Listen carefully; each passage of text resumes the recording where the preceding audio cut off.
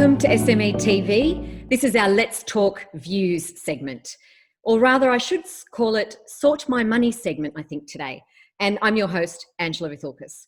Please remember to subscribe to our YouTube channel so you can support us and all SMEs. And we encourage you to share, like and comment. The world, our country, our businesses and our families are facing financial crisis like never before. The challenge is unique, to say the least. Now more than ever, we need to be smarter about our money, about every single cent of our money. Joining me today is financial coach and founder of Sort My Money, David Rankin. Welcome, David.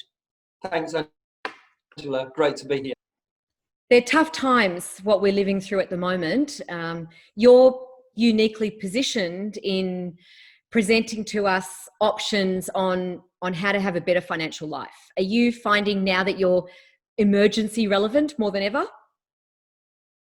I think what I do, mastering your money and taking control, is always relevant. But at a time like this, I think people get to see the relevance. My background, Angela, as you know, is I was a bank manager.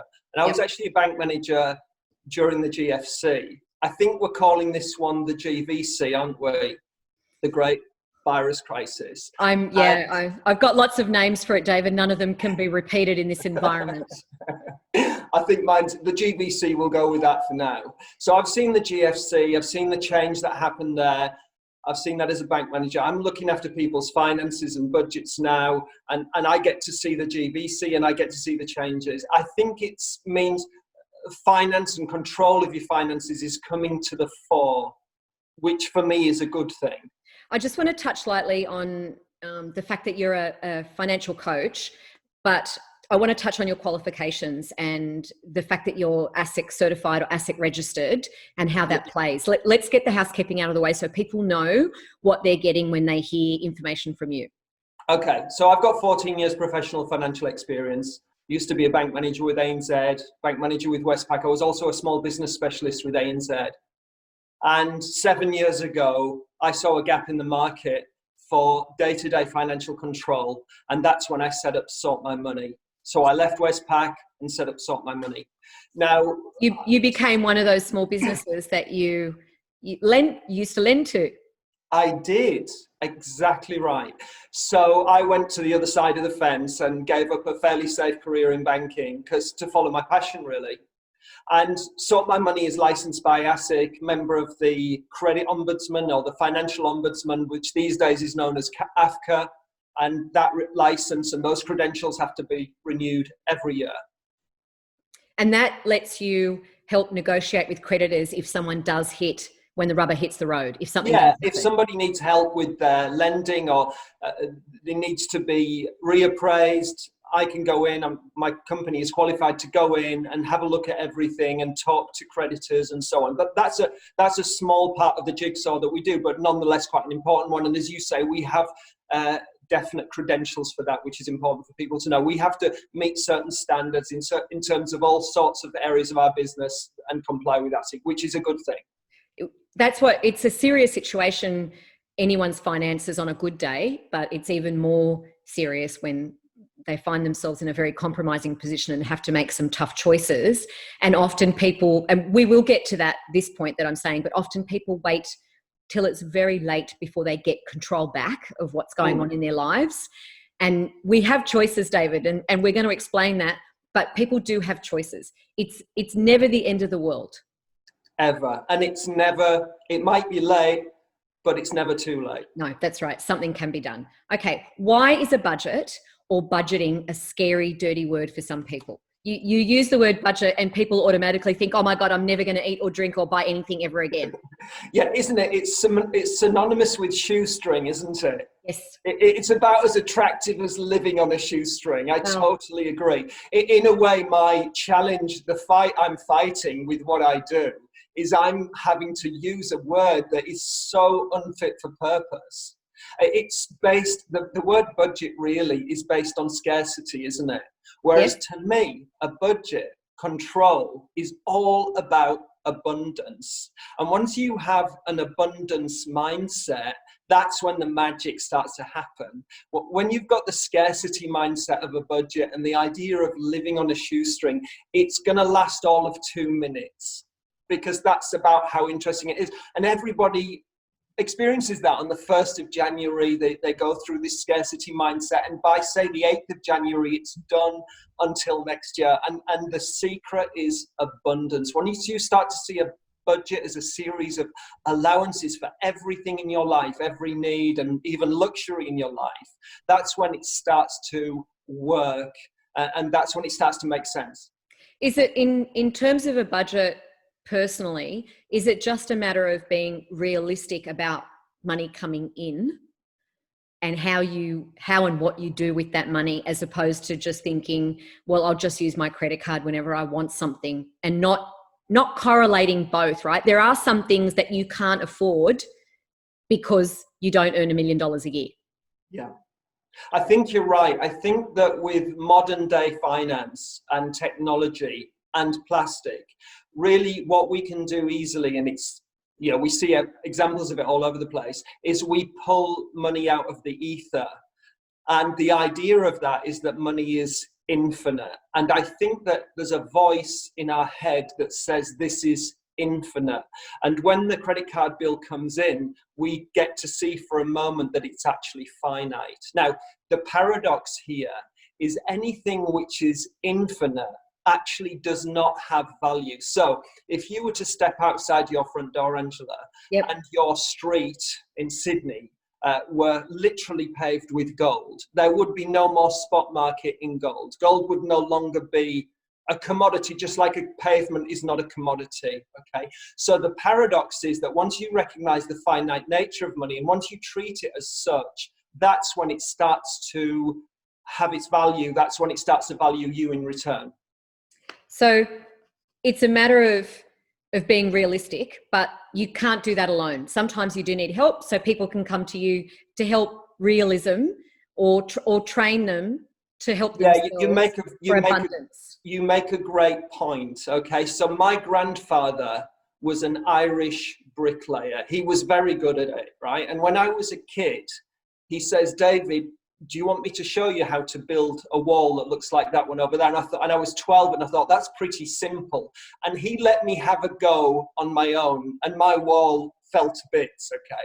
And he showed me with a lifetime's experience how to build a beautiful wall. You've got a wall behind you, I can see, okay? Not a real one. But it looks pretty good. It'll do for my example, right? And so a wall looks so simple, doesn't it? Offset bricks, one on top of another. But it's actually, there's a knack to it, as my granddad told me. He took delight in watching me build my wall, by the way, because he had a bit of a cheeky Irish sense of humor, right? So it's the same with a budget. It's not rocket science, and it looks pretty simple, but you're right, there's a bit of a knack and a bit of know-how involved. So right now, people are likely to, unfortunately, perhaps grow their debt. We're talking about, there's a global pandemic. People have either lost their jobs or they've had their hours minimized. They're having to call their bank manager and ask to defer some of their debt. But the scary thing there, though, David, is that we hear the word defer. It's not free. They're not wiping it. They're just saying, okay, right now things are tough. Put it off. You can pay for it later. I think many of us are in denial about when that later is going to come up. But it is a time now where we are growing our debt through no fault of our own. So we have suddenly all found ourselves to be likely clients of yours. Well, you're right that we are almost by default or inadvertently, much of the country, you're right, Angela, it's a very perceptive point, is growing its debt.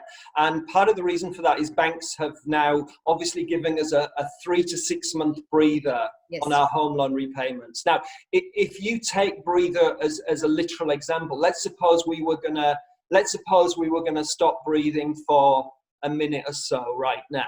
Okay, we're literally giving ourselves a breathing space. But after that, we would breathe a bit faster to play catch up.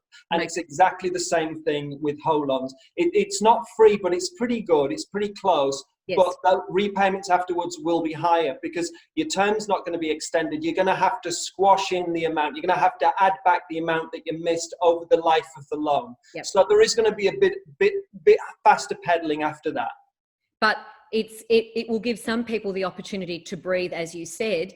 However, what we don't want to see is bad decisions being made by thinking, well, I'm not having that big chunk come out of my account now for the mortgage, or for a business repayment, and to lull ourselves into thinking that somehow we have more spendable money in the account when it's not. All we're doing is having the ability to have essentials covered: power, food, water, those things that are essential that we need to get our lives, and to spend a little bit in the economy to help everybody else. That's what that's been designed for. But managing that debt, David, this is where it's going to come into play, because we defer something, like you said, we're going to have to catch up. We're going to have to squeeze something somewhere else, aren't we? What we've got to do, Angela, is we've got to take it for success. You've got to take a proactive rather than a reactive approach. You're right. So let's go back to this. The mortgage is the biggest payment on most people's agendas, okay? So if that's deferred for 3 to 6 months, that could even potentially mean that money is actually going to pile up in their account, okay? Now, if people take a reactive approach with their money, they're going to react to a pile of money and they're going to splurge. If they take a proactive approach, they're going to set themselves a budget or a plan, and they're going to stick to that irrespective of the amount in their account. So what I try to espouse is a proactive approach. So if there's $1 in your account and you've got a solid plan, you don't need to panic. If you've got $10,000 in your account and a solid plan, you don't need to splurge. So the idea of deferring home loan repayments is that money should pile up. But once you see this from more than just the present tense, you'll see that this money will be needed in the future, and you won't splurge as a result. It will be. So, David, what's the difference between budgeting and saving? So, is there a difference? Is there a difference? There is. Budgeting is the umbrella, is the overall behavior, and saving is what is the result, is what comes out of the other end. Okay. So in essence, budgeting, if you want it at its simplest form, is consistently spending less than you earn, which sounds so simple, but you've got to put a system in place for that. Yep. Charles Dickens defined that as happiness, right? If you can consistently spend less than you earn, you will have a surplus. Now, that surplus you might use it for traditional saving. That might be saving for saving's sake. But anything you want to achieve outside of the ordinary in life, and let's say what they are for most people: buying property, having a family, going into business, traveling overseas, those are the big ticket items. Having kids, having a family, growing a family. Kids take money. Yeah, of course they do. And all those good things in life do take money, but you need to be generating a surplus for those things. And that's my definition of savings. I want to ask you now, you've helped a lot of people, and obviously you will continue to do so. Have you noticed that of the people that you are helped, have any of them been small business owners who take one approach to their business financially and a different approach to their personal lives financially? More or less, there's always a consistency. Somebody's money DNA is their money DNA, okay? If they're chaotic in their personal finances, there's going to be chaos in the business. If they're organized with the personal, the business will be organized. But the paradox of small business ownership, and I have a lot of experience of small business, is the paradox is that the building block of a small business is actually your personal finances. So the way you actually manage your personal is going to absolutely set the tone for your business. So a common thing of small business is this, that somebody gets the great idea. I've had it myself, right? So I've had that infectious enthusiasm and I've made the dream into reality. So I totally get it.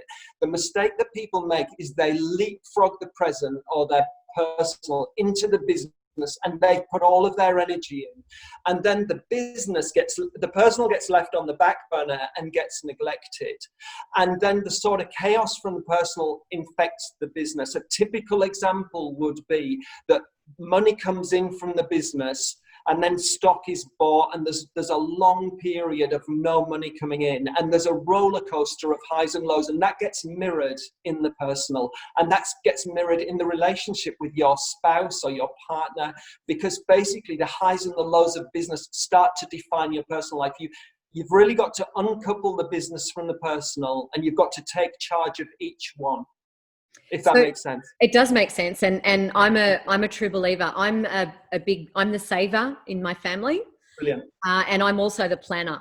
I decide on budgets and the saving, and I'm, for the record, and I know they will watch this. I probably shouldn't say it. I always cry poor David. I always say, no, can't afford it.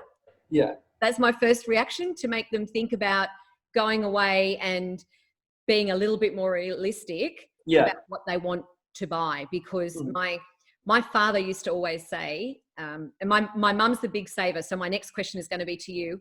Is it the parents handing down this positive or negative behavior on budgeting and saving? Because I was influenced by the way my parents worked.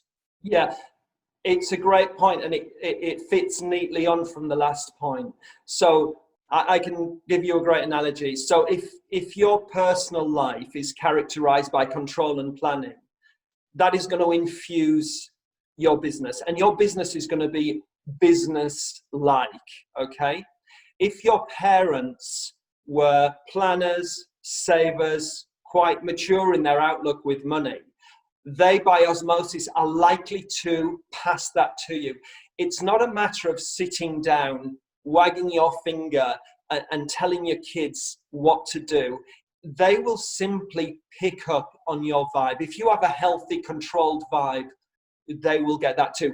If bills panic you and stress you, you will infect your kids with stress regarding money. So I think you're a great example. I don't know whether your parents sat you down, Angela, but you have benefited from that really positive financial vibe from your parents. Well, to quote you, this is a good follow on from what you brought up, because you talk about delayed gratification. And that's how my father taught me how to save, by incentivizing my delayed gratification. So he often would say, if I said I wanted something or I wanted to be able to do something, and he would say to me, if you save half of the cost, I will match it for you. Great. But then one day when we started to work with him, David, so my brother and I have been business partners for more than 30 years, and we started out in our parents' business. And the way my father incentivized us was to say, I will pay you the same wages as everybody else, but if you save all your wages, I will give you $50 a week to spend. Fantastic. And we ended up saving so much of our money that when it came time for us to do those big ticket items that you do as a young person, whether it was a first car or, trying to put a deposit on something, the money was there to do that. Yeah. And he was smart in doing this, and we had learnt to live with less. Yeah. So we didn't need the big disposable income. We'd realised that we could learn to live with less. The lesson from my mother, David, was different. Hang on to every single cent. Every single cent, because rainy days come all the time. Okay, I love your father's ethos. It was healthy, it was positive, it was abundant. Okay, so it's great that you've seen different sides of the spectrum. Your mum went to the extreme, I believe, or possibly goes to the extreme of becoming a scarcity mentality. So I think your father encapsulated what I espouse and what I try to teach people. So to have one role model such as your father is very positive, and it sounds like you've taken what he taught you and implemented it into your life. Yes, and I take a little bit when things get a bit tougher. When you're in business especially, you always have tough times. It's not the same as a regular personal life outside of a business. You've got a wage coming in, a salary, you know what it is, it happens. In business, those dips and troughs and peaks vary so much that unless you plan and budget, your cash flow will be just knocked for six all the time. So coming from that business mentality is one thing. But even though I brought up delayed gratification, why don't you explain a little bit more what delayed gratification is? Because I love the story around it, but it teaches us something, right? It's the Well, anticipation. yeah, it's the be all and end all of life, the universe, and everything. As far as I'm concerned, Angela, is that enough hype for you? Yes, well, I mean, delayed gratification is piques anyone's interest, even if they don't know what we're talking about. But Okay, it so applies so to so this is the nugget. Okay, yep. this is the nugget, hopefully, of this program. But basically, Stanford University famously in the 1960s conducted the so-called marshmallow experiment. Now, most people kind of know what that is, but they don't really know the significance. So I'll explain it now. So essentially, we all know more or less that each child was given, a young child was given a marshmallow, and they were told that if they were willing to sit with that marshmallow for 15 minutes and not eat it, they could then have two instead. And the kids who took the marshmallow straight away were labeled instant gratifiers. Now that's important because that's the first time that label was ever used. Okay, the kid and waited for the 15 minutes later were labeled delayed gratifiers. And a decade later, the researchers looked at the stats and they were astounded to find that the delayed gratifiers were doing better in all aspects of life. They had a better body mass index. They were physically healthier. They had more relationships. They were psychologically stronger. They were getting better grades and they were heading for higher earning jobs, right? So physical health, mental health, earning capacity all benefited from being a delayed gratifier. So the idea, the conclusion of this experiment was that for all-round life success, delayed gratification is an absolute no-brainer strategy. Yes, I think as soon as I read that story, I looked at it and I went, that's me. I identify Okay, myself if you want to, instantly. you could identify with being a delayed gratifier. That's Yes. fantastic. So I'll give you a shorthand, or I'll give your viewers a shorthand for what a delayed gratification life looks like. If you are a delayed gratifier and lead that life, your life will be typified by short-term pain and long-term gain. You will certainly be a saver, not a spender.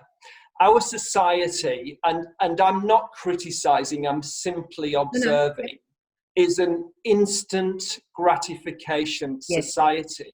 Our society is therefore typified by long-term pain. There's an awful lot of people experiencing long-term financial pain because the short-term gain from the credit card, from the holiday that they bought on the credit card is long since gone. And they're paying that off for years afterwards. So really the easy way to experience this for yourself is, I say it's easy, become a saver. Yep. And you'll start to experience that short-term pain and that very long-term gain. So has the global pandemic, do you think, is it going to have a positive effect on showing people an example of what they can achieve when they save, simply because our spending environment has changed, although online shopping, is a bit out in the ether as well. I can give you a very definite one-word answer to that question. I'm hoping it's a positive. Give it to me. It's a very definite yes. Right. And it's based on sound information. Good. As I say, I was a bank manager during the GFC. Yep. Let's look back at that. Prior to the GFC, Australians' savings were so negligible. We could say Australia as a country was not saving money. Right. Okay. The biggest change post-GFC in Australians' behaviour was that they actually started becoming savers.